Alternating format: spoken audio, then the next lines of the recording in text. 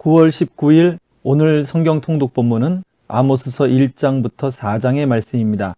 아모스서는 여로보암 왕이 북왕국을 다스리던 시대에 발생한 큰 지진이 있기 2년 전에 드고와 목자 아모스에게 임한 말씀이라고 1장 1절에서 밝히고 있습니다. 누구나 알만한 큰 사건은 역사를 기록하는 이정표가 됩니다. 스가랴 선지자도 큰 지진에 대해 기록을 남겼는데요. 때는 남왕국 우시야 왕 통치기였습니다. 많은 학자들은 그때를 대략 기원전 760년경으로 추정하고 있습니다. 그렇다면 선지자 아모스는 남으로는 우시야 시대, 북으로는 여로보암 시대에 활동한 것으로 이사야와 호세아가 활동을 시작하기 직전에 활동했음을 짐작할 수 있습니다. 아모스는 예루살렘 근교 드고와 고원에 살던 목자로 점점 완악해져 가던 북왕국을 향한 하나님의 경고 메시지를 전했습니다.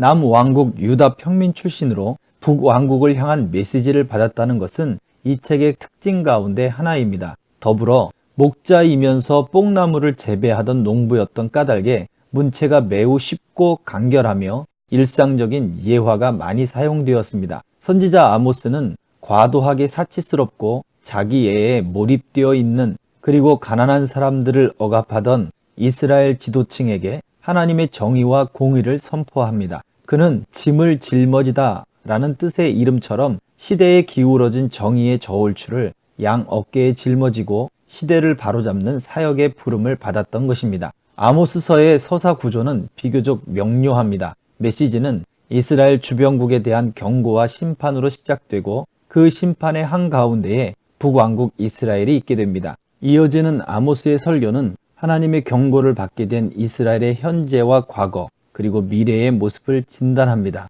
그 후 5개의 환상을 통해 준엄한 심판 메시지가 선포되지만 다른 선지서들처럼 결국은 하나님 백성의 회복을 선포하며 끝을 맺습니다. 1장에서는 다메섹을 시작으로 가사, 두로, 에돔, 암몬을 이어서 2장에서는 모압 그리고 유다를 거쳐 끝으로 이스라엘의 죄악에 대한 심판을 선언합니다.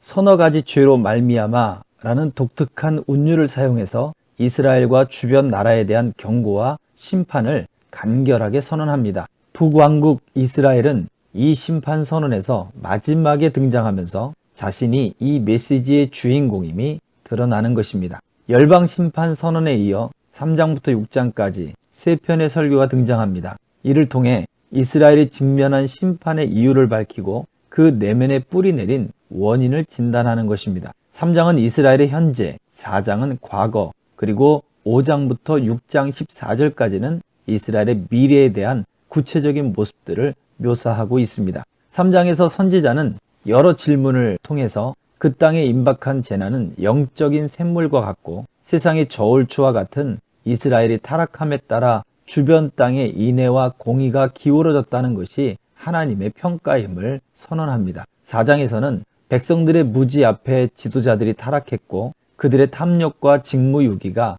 나라 전체의 부패로 이어졌다고 진단하고 있습니다. 하나님은 이스라엘 귀족들의 종교적 가면 뒤에 감춰진 민낯을 드러내는 것입니다. 사마리아 산에 있는 바산의 암소와 같은 북왕국 이스라엘의 귀족들은 금송아지 제단이 있던 베델과 역사적 성지인 길가를 다니며 종교적 열정을 쏟아냈지만 이 또한 자신들의 소원 성취를 위한 행위였을 뿐 가난한 자들을 향한 그들의 억압과 학대는 그칠 줄 몰랐던 것입니다. 이 설교 속에서 선지자는 이 말을 들으라 라는 독특한 운율을 반복해 사용하고 있습니다. 어쩌면 이 시대에 하나님의 소리를 들어야 하는 우리의 모습과도 같습니다.